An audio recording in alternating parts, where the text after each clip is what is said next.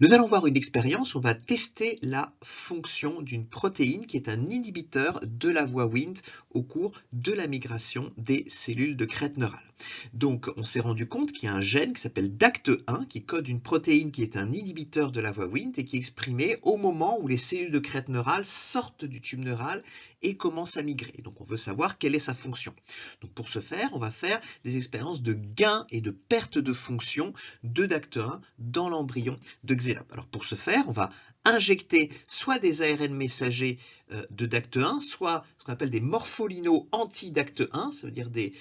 molécules qui vont inhiber la traduction de l'ARN messager de DACT1, et on va les injecter dans 2 cellules d'un embryon de Xenop, ici au stade 8 cellules, et ces 2 cellules, on sait qu'elles vont se retrouver toujours d'un côté de l'embryon, soit du côté droit, soit du côté gauche, et donc il y aura un côté de l'embryon qui sera affecté par les changements que l'on aura fait, soit gain de fonction, soit perte de fonction de DACT1, et l'autre côté qui servira de témoin.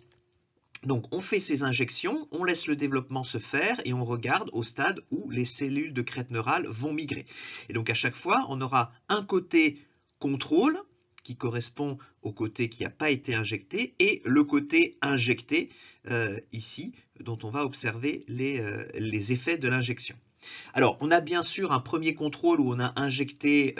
un ARN messager de la bêta-galactosidase, par exemple, ou de la GFP, donc qui est un ARN messager qui a codé une protéine qui va avoir un effet, on sait, neutre sur le développement. Et donc, on voit que des 2 côtés, on a à peu près la même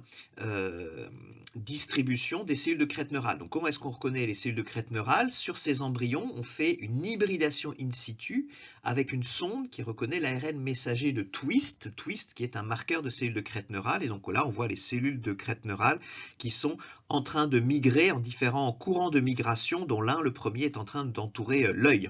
que vous voyez ici non coloré, mais tout autour, vous avez des cellules de crête neurale. Donc là, l'injection n'a pas perturbé en tant que tel le développement et la migration des crêtes neurales. Là, on va faire une perte de fonction de DACT1, ça veut dire qu'on a injecté des morpholinos qui vont empêcher la production de la protéine DACT1. Et donc, comme c'est un inhibiteur de la voie Wnt va être suractivée. Et là, on voit que du côté injecté, eh bien, on a un marquage Twist, d'hybridation in situ Twist, qui est nettement moins développé que du côté contrôle. On a moins de cellules qui expriment Twist et ces cellules ont beaucoup moins migré le long du flanc de l'embryon. Donc on a un effet négatif sur le développement des cellules de crête neurale lorsqu'on fait une perte de fonction de DACT1 et lorsqu'on fait un gain de fonction, à l'inverse, c'est-à-dire lorsqu'on a injecté un ARN messager qui permet de surexprimer la protéine DACT1, et bien dans ce cas-là, on voit l'effet inverse, c'est-à-dire qu'on a plus que du côté contrôle, on a plus de marquage Twist, ça veut dire qu'il y a plus de cellules de crête neurale qui sont produites et elles ont migré plus loin. Et donc lorsqu'on a fait un gain de fonction de DACT1, ça veut dire qu'on a inhibé encore plus la voie Wnt que ce qu'elle a été inhibée. Donc là, on a mis en évidence avec cette expérience le rôle de DACT1 qui est important pour inhiber la voie Wnt au moment où les cellules de crête neurale sortent du tube neural et se mettent à migrer. Et donc c'est important,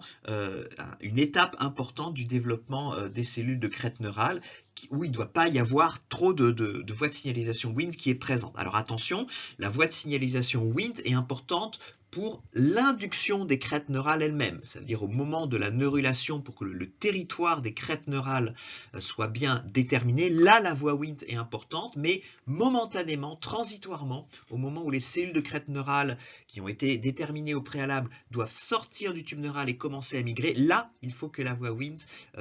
ne fonctionne pas de manière importante et c'est DACT1 qui assure